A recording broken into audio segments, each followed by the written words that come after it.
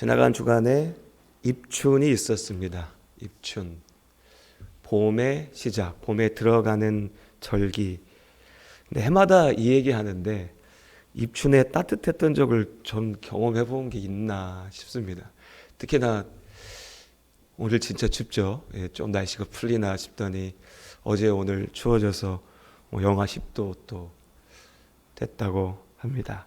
그러고 보면 입춘은 봄이 시작되는 때가 아니라 우리 마음속에 봄이 가장 간절한 때가 아닌가 이렇게 생각을 해봅니다. 겨울이 그렇죠. 겨울은 어떻게 생각하면 또 좀 낭만적이기도 합니다. 가을 낙엽이 지고 겨울이 오면 겨울 계절을 좋아하시는 분도 있을 수 있고요. 겨울 생각하면 연말이니까 이제 성탄절도 있고 연말에 사람들도 만나고 또 새로운 한 해가 또 시작되고 한 해를 돌아보며 새로운 한 해를 보면서 여러 가지 것들을 생각도 하고 여튼 그 겨울에 12월 말에 한국 사는 우리는 이때 이 즈음에 느끼는 여러 가지의 감정들, 분위기들 이런 것들이 있습니다. 추운 거는 좋지 않지만 그래도 또 겨울도 그래 이런 재미가 있지, 낭만도 있지라는 생각이 듭니다. 그런데 이 겨울이 길어지다 보면 이쯤 되면 그런 것 같아요. 다 지나갔는데 또 많이 추웠는데 1월인데 2월인데 이제 언제 봄이 오나. 긴 겨울이 우리를 지치게 합니다. 그만 좀 하면 좋겠다 생각도 됩니다. 우리 삶도 삶의 어려움도 그런 것 같습니다. 인생의 고난을 좋아할 사람이 어디 있겠습니까? 삶을 살아가는데 어려운 일 닥쳤을 때 마음 편하고 즐거운 사람 어디 있겠습니까? 당연히 다 싫죠. 그래서 우리 항상 바라고 기도하는 게 하나님 내 삶에 어려움 좀 없게 하여 주시옵소서, 고되지 않게 하여 주시옵소서. 우리 솔직한 마음입니다. 그렇지만 또 한편 보면요, 삶의 도전이, 고난이, 어려움이 또 우리가 새롭게 힘을 낼 수 있는 어떤 계기가 되기도 합니다. 잠깐의 고난, 어려움, 또 감당할 만한 어려움이 생기면 우리는 다시 마음을 다지고 그래, 인생 그렇게 쉬운 거 아니지, 그냥 흘러가는 거 아니지, 내가 더 열심히 해봐야지, 그래 내가 그래도 능력 있으니까, 내가 지혜가 있으니까 이 정도 문제는 내가 해결할 수 있어 라고 생각하면서 다시 한번 도전하고 할 수 있다라고 힘을 내봅니다. 근데 거기서부터죠. 그렇게 해서 해결되는 문제면 괜찮습니다. 어려움이 생겼는데 내가 하루 이틀 머리 싸매고 열심히 노력도 해보고 궁리도 해보고 여러 가지 도움도 구해보고 그래서 그 문제가 해결되면 괜찮아요. 괜찮습니다. 오히려 시간이 좀 지나면 좋은 추억이 될 수도 있고 내가 그렇게 해냈어 라고 하는 내 자신에 대한 어떤 자존감의 바탕이 될 수도 있습니다. 문제는 거기서 다시 꺾이는 겁니다. 닥쳐온 어려움이 계속될 때, 버티고 버텨봤는데 그래도 해결되지 않을 때, 발버둥을 쳐봤는데 도무지 길이 보이지 않을 때, 그렇게 마침내 내 마음이 꺾일 때, 그때 참 힘듭니다. 진짜 겨울이 그때 시작되는 거죠. 최남선이라는 시인이 있었습니다. 이 사람은 천재라고 불렸던 사람입니다. 똑똑한 사람입니다. 단지 시만 잘 쓴 시인이 아니라 그 시대 20세기 초반 1900년대 초반에 이 땅의 지성을 대표하는 사람이다 라고 불릴 만큼 대단한 사람이었습니다. 그리고 그 사람은 나름의 의로움도 가지고 있었습니다. 민족을 향한 애정과 사랑도 있었습니다. 3.1운동 때 독립선언서의 기초를 작성했던 사람이기도 합니다.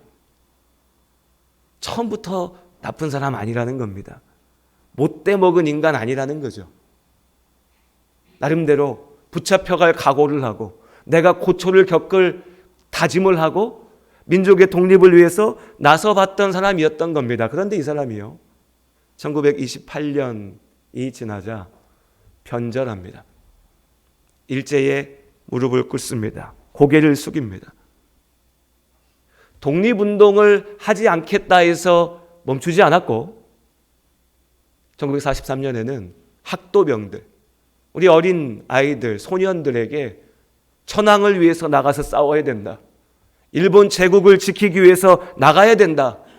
그것이 마땅한 도리다. 그것이 은혜를 갚는 거다. 그것이 제대로 하는 일이다라고 앞장서서 외쳤습니다. 친일파의 대명사가 됐죠. 그의 인생을 가만 생각해 봅니다. 지금 우리야 쉽게 얘기할 수 있습니다. 우리 다 배웠으니까 1945년이면 광복이도 왔는데 일본 망했는데 어떻게 43년에 그 짓을 하고 있냐? 바본가? 지금 우리는 그렇게 얘기할 수 있다고요. 근데 그 사람의 인생을 한번 봅니다. 처음부터 악독한 사람 아니었다니까요. 처음부터 일본이 최고였던 사람 아닙니다. 독립운동에 나서고 3.1운동에 앞장섰을 때만 해도 우리가 이렇게 투쟁하면, 우리가 이렇게 외치면 바뀔 수 있다, 회복할 수 있다, 다시 살아날 수 있다라고 기대했었을 겁니다. 그런데 안 된 거죠. 내 뜻대로 되지 않는 겁니다. 내 능력으로 되지 않는 겁니다. 이 겨울이 내 생각보다 더 긴 겁니다. 소망이 보이지 않는, 똑똑한 사람이니까 더 잘 보였겠죠. 내가 세계 정세를 보고 이 일본이 얼마나 힘이 센지 보고 이 조선이란 나라가 얼마나 답이 없는지를 보고 이걸 다 보니까 이거는 안 되겠다. 이건 안 되겠다. 어쩔 수 없다. 그냥 현실에 순응해야지. 그냥 저 일본에 내가 따라가면서 살아야지. 그게 사는 길이겠다. 그가 찾은 답이었습니다. 그 사람만 나쁜 사람일까요? 잘못했죠. 비난받아야 됩니다. 친일파고 역사 속에서 정죄받아야 됩니다. 하지만 인간적으로 정직하게 고민해 보면 내가 그 자리에 있을 때 나는 어땠을까를 생각해 봅니다. 그걸 고민하고 생각할 때 독립을 위해서 끝까지 싸웠던 이들이 얼마나 위대한지 더 생각하게 되고, 거기서 무너졌던 사람들의 그 약함이 내 안에 있음을 보며 겸손하게 됩니다. 긴 겨울은 우리를 지치게 합니다. 계속되는 고난은 우리의 마음을 꺾죠. 이것이 참 어려운 겁니다. 그럼 우리는 어떻게 해야 될까요? 예수를 믿는다고 하는 이들 중에 하나님의 이름을 외치는 사람들 가운데 마치 내가 하나님의 이름을 외치니까 내 인생에 아픔은 없다. 내가 교회 와서 기도하는 동안에는 내 모든 문제가 사라진 것처럼 착각하는 사람이 있습니다. 내가 예수 믿으니까 내 문제가 해결됐습니다 라고 외치는 사람들의 소리를 듣고, 자랑하는 사람들의 소리를 듣고, 그래, 아직 나에게 문제가 있는 것은 내가 믿음이 부족한 거야, 내가 무언가 잘못한 거야, 내가 무언가 모자란 거야. 저 사람에게 삶에 어려움이 있는 것은, 아픔이 있는 것은 저 사람이 기도하지 않는 거야, 저 사람이 믿음이 약한 거야, 뭔가 죄를 저지르고 있는 거야. 그냥 쉽게 판단해버리는 사람들이 있습니다. 그런데 그런가요? 하나님이 그렇게 말씀하셨습니까? 하나님은 그렇게 말씀하지 않으셨습니다. 네가 믿음이 있으면 힘들 일이 하나도 없다라고 말씀하지 않으셨습니다. 예수 잘 믿는 사람은 눈물 흘릴 일이 없다라고 말씀하지 않으셨습니다. 오히려 하나님께서는 우리의 삶 가운데 고통과 아픔이 있다 말씀하십니다. 네가 예수 믿으니까 아파도 아프다고 말하면 안 돼. 눈물 나도 눈물 흘리면 안 돼. 기도하는 사람은 아무렇지 않은 척 해야 되라고 말씀하지 않으셨습니다. 오히려 그런 자들을 외식하는 자라 말씀하셨죠. 바울도 탄식했습니다. 예레미야는 울었습니다. 다윗은 도망 다니면서 밤마다 가슴을 쳤습니다. 어느 밤에는 하나님 도대체 이게 뭡니까? 왜 내가 이래야 됩니까? 외쳤고, 다음 밤에는 그래도 하나님 저 하늘의 별을 보니 하나님의 은혜가 내 안에 있음을 누립니다. 감사했고, 그런데 다시 도망 다니며 돌에 맞으니 눈물 흘리며 주님 나를 버리셨습니까? 절망했습니다. 우리 예수님께서도 십자가에 달려 죽으시기 전날 밤 겟세마네에서 성경의 표현대로 땀이 피와 같이 되도록 아파하시며 고뇌하시며 기도하셨습니다. 하나님은 우리에게 야, 힘든 척 하지 마 말씀하지 않으십니다. 야, 그거 아무 문제도 아니야 말씀하지 않으십니다. 뭐 그런 거 같고 그래 하지 않으신다고요. 우리 하나님께서 나의 눈물을, 나의 아픔을 아시는 하나님이신 줄로 믿습니다. 우리 하나님께서 우리의 한숨을, 우리의 탄식을 들으십니다. 나의 눈물을 보고 같이 아파하십니다. 하나님은 광야를 모르시는 분이 아닙니다. 광야를 아시기에 우리에게 그 광야를 걷게 하시고 그 광야를 지나는 모든 시간 가운데 우리와 함께 하십니다. 교회에 나와 기도하며 우리는 하나님의 위로를 구합니다. 하나님께서 나로 살게 하시기를 바랍니다. 그 참된 위로는요, 그 참된 능력은 내 모든 문제가 갑자기 다 사라지는 게 아닙니다. 마약에 취하듯이 멍해져 가지고 현실을 잊어버리고 공중에 혼자 떠가지고 나의 앞에 있는 문제들을 아유 난 몰라 그런 거 없어 나와 상관없어 라고 모른 척하면서 지나가는 것이 아닙니다. 그건 믿음이 아닙니다. 그건 은혜도 아닙니다. 그런 거짓 믿음에 그런 착각에 내가 만들어낸 허상 가운데 빠지니 어떤 이들이 교회를 바라보며 우리의 믿음을 바라보며 야 종교는 마약이다 아편이다 저 사람들 그냥 자기 좋을 대로 취해가지고 심리적 안정을 얻으려고 저러고 있다 비웃는 거죠. 하나님의 말씀을 정직하게 있습니다. 믿음의 사람들은 그렇게 살지 않았습니다. 자신의 자리에서 그 누구보다도 현실적으로 그 누구보다도 열심히 그러나 그 누구도 할 수 없는 믿음으로 하나님을 붙잡고 그 길을 살아냈습니다. 오늘 이사야 35장의 말씀, 이 말씀이 선포되는 때는 그 당시를 살던 이스라엘 사람들의 시선에서 바라볼 때 아니 실제로 이스라엘의 역사 가운데 가장 어둡던 시기 가운데 하나입니다. 북쪽에 있었던 이스라엘은 이미 아수르에 의해서 멸망당했습니다.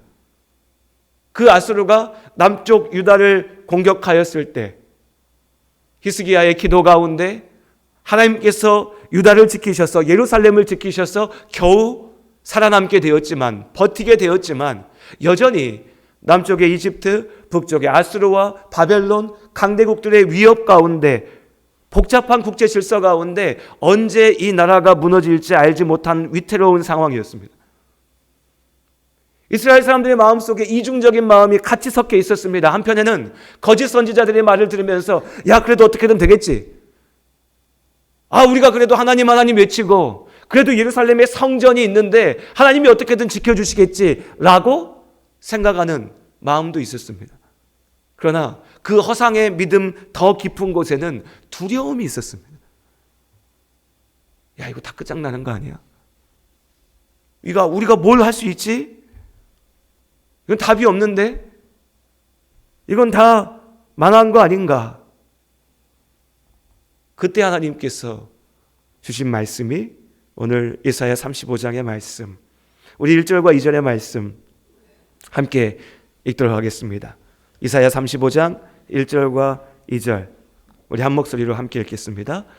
광야와 메마른 땅이 기뻐하며 사막이 백합화 같이 피어 즐거워하며 무성하게 피어 기쁜 노래로 즐거워하며 레바논의 영광과 갈멜과 사론의 아름다움을 얻을 것이라.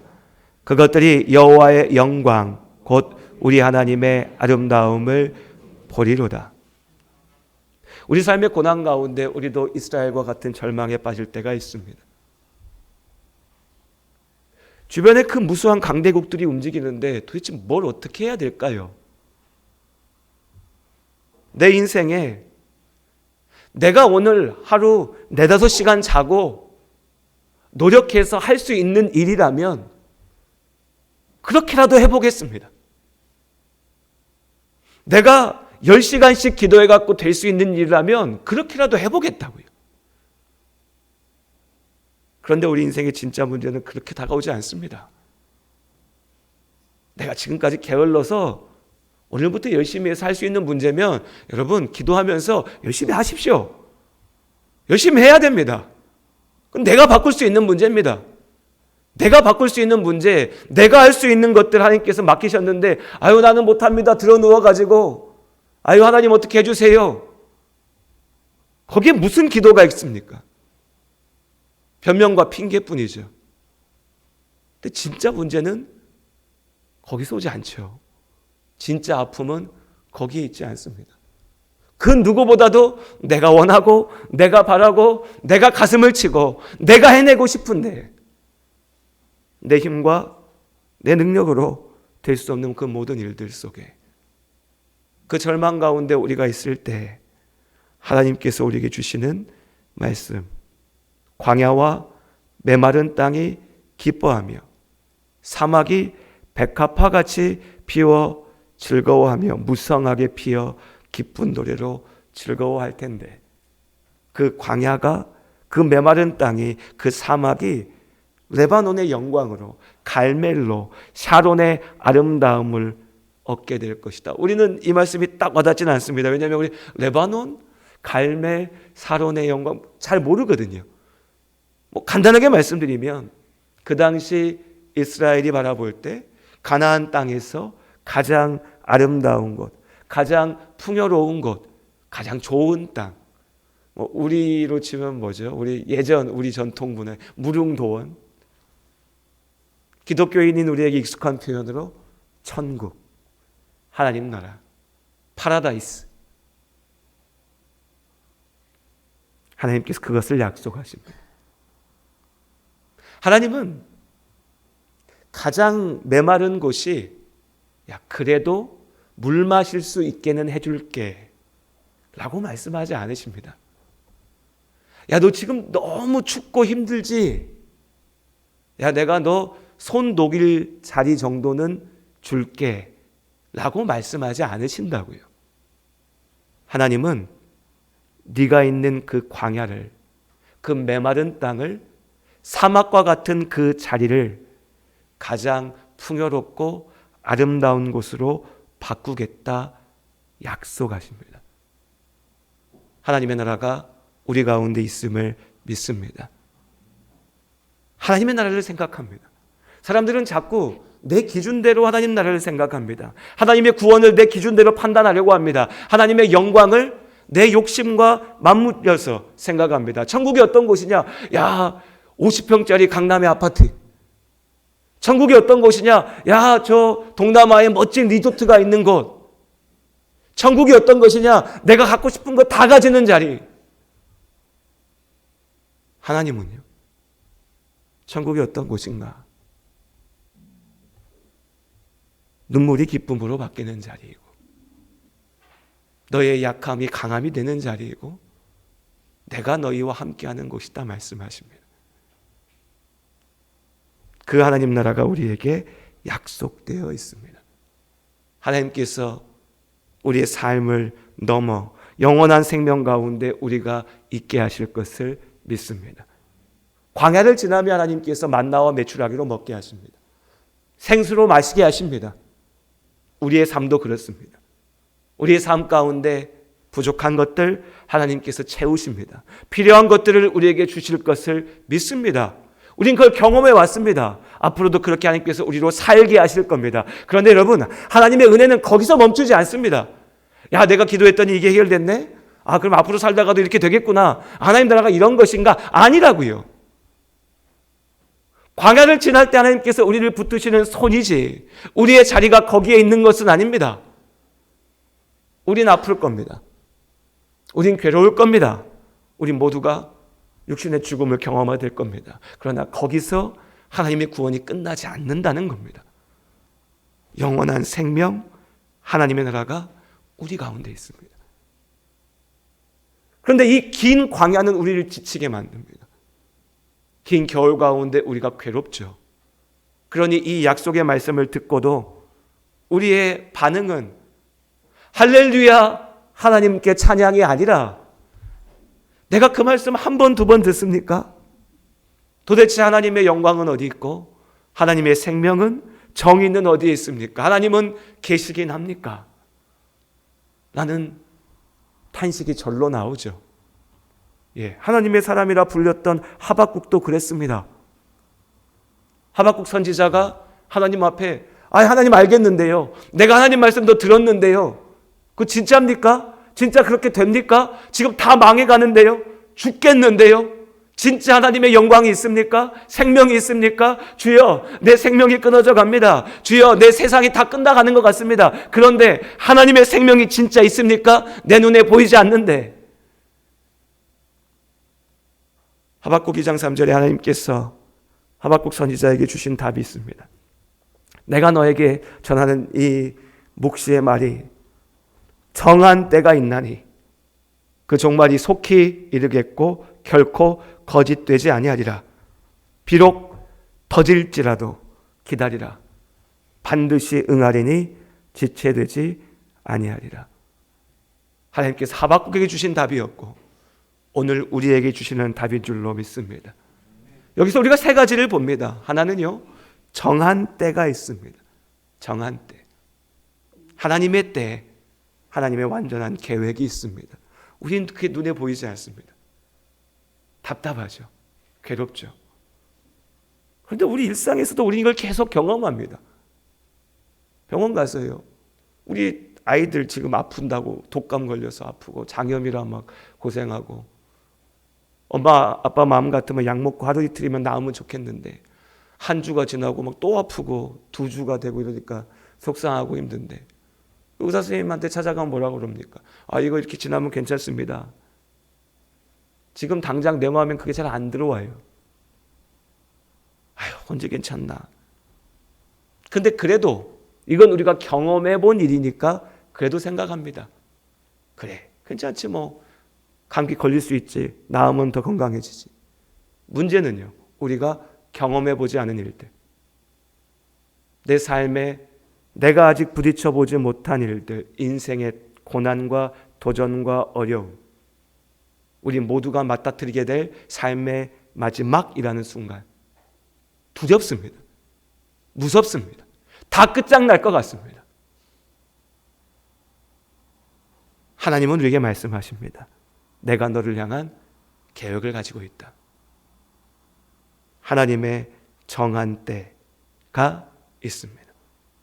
그리고 우리 하나님께서는 신실하신 하나님이신 줄로 믿습니다.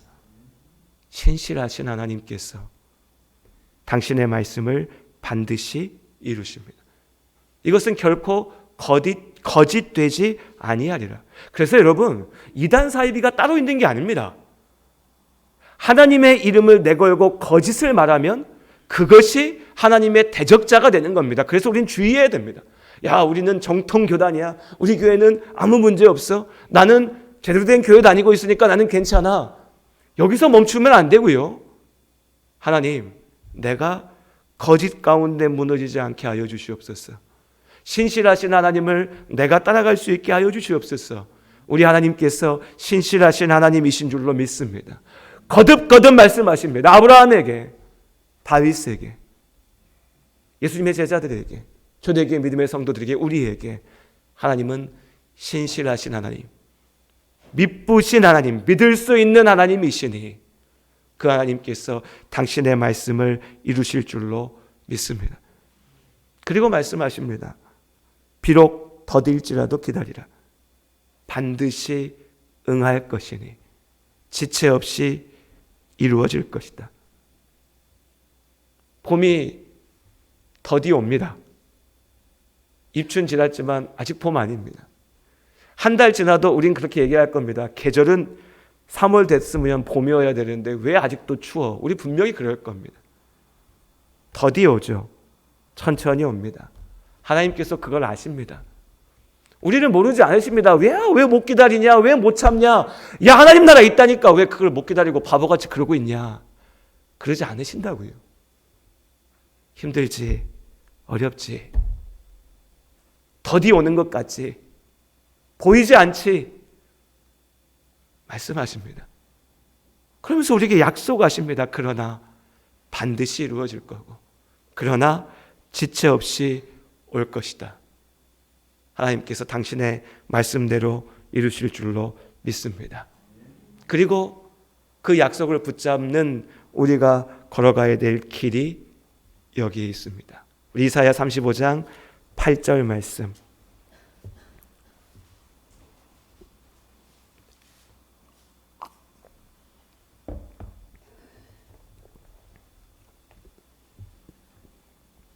이사야 35장 8절부터 10절까지의 말씀. 본문이 좀 길지만요, 우리 같이 8절로 10절까지 천천히 다 같이 함께 한 목소리로 함께 읽도록 하겠습니다. 거기에 대로가 있어 그 길을 거룩한 길이라 일컫는 바 되리니 깨끗하지 못하는 자가 지나가지 못하겠고 오직 구속함을 입은 자들을 위하여 있게 될 것이라. 우매한 행위는 그 길로 다니지 못할 것이며 거기에는 사자가 없고 사나운 짐승이 그리로 올라가지 아니하므로 그것을 만나지 못하겠고 오직 구속함을 받은 자만 그리로 행할 것이며 여호와의 속량함을 받은 자들이 돌아오되 노래하며 시온에 이르러 그들의 머리 위에 영영한 희락을 띠고 기쁨과 즐거움을 얻으리니 슬픔과 탄식이 사라지리로다. 아멘. 우리 앞에 놓여진 길, 그 큰 길을 봅니다. 광야를 지나 가나안에 들어갈 때 우리에게 맡기신 우리 각자의 인생의 시간을 지나 하나님 앞에 설 때 우리의 믿음이 마침내 그 열매를 얻게 될 때 그때 우리는 이 길을 걷게 될 겁니다. 이 길을 우리가 만드는 게 아닙니다. 여러분 착각하면 안 됩니다. 야, 내가 오늘부터 막 거룩하게 살고 의를 이루고 내가 저런 인간들과 다르게 멋지게 살아내면 그때 내가 이런 길을 닦아서 막 하나님 앞에 나아가는 거구나. 이게 아닙니다. 거기에는 이미 그대로 큰 길이 있습니다. 그 거룩한 길이 우리 앞에 펼쳐져 있습니다. 깨끗하지 못한 자는 그 길로 나아가지 못하지만 예수 그리스도의 피로 깨끗게 된 우리는 그 길을 걸어갈 수 있습니다.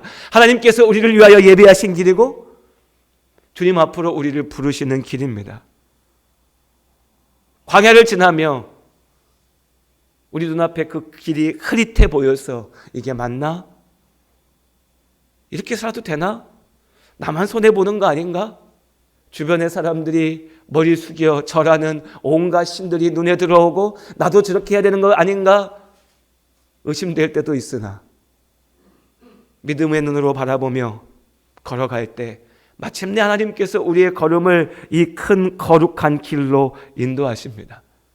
그리고 우리가 그 길 가운데 온전히 나아가게 될 때 그렇게 하나님 앞에 설 때 그 자리에는 영원한 기쁨, 즐거움이 있고 슬픔과 탄식이 사라질 것입니다. 요한계시록 21장에 주님 말씀하신 대로 그 자리에서 하나님께서 우리와 함께 하시고 우리를 아들이라 딸이라 부르실 것이고 그곳에서 우리의 눈물을 닦으실 줄로 믿습니다. 우리는 이 봄을 향해 이 하나님 나라의 영원한 생명을 향해서 나아갑니다. 더디 오지만 반드시 옵니다. 우리 눈에 더딘 것 같지만 하나님의 완전하신 계획 가운데 지체 없이 이루실 것을 믿습니다. 지금 내 삶이 한겨울 가장 추운 자리, 아무것도 없는 광야 가운데 던져져 있는 것 같은 그 아픔과 어려움 가운데 있는 우리 성도님들 계시다면 내가 하나님을 외쳐 부르지만 도저히 기도의 응답이 들리지 않고 하나님이 나를 혼자 버려두신 것 같은 그 답답한 가운데 있는 분이 계시다면 오늘 이 말씀이 하나님께서 주시는 답이 될 수 있게 원합니다. 하나님께서 주시는 은혜의 시작일 수 있게 원합니다. 마침내 봄은 옵니다. 하나님의 약속하신 하나님의 나라가 우리 가운데 분명히 옵니다. 지금의 아픔을 넘어 나의 슬픔을 기쁨으로 바꾸실 하나님을 믿습니다. 하박국의 말씀을 기억하며 오늘 이 주일 우리가 함께 기도하며 나아갈 수 있게 원합니다. 비록 더딜지라도 기다리라. 반드시 응하리니 지체되지 아니하리라. 하나님께서 이루실 것을 믿습니다. 우리 시간 같이 기도했으면 좋겠습니다. 기도할 때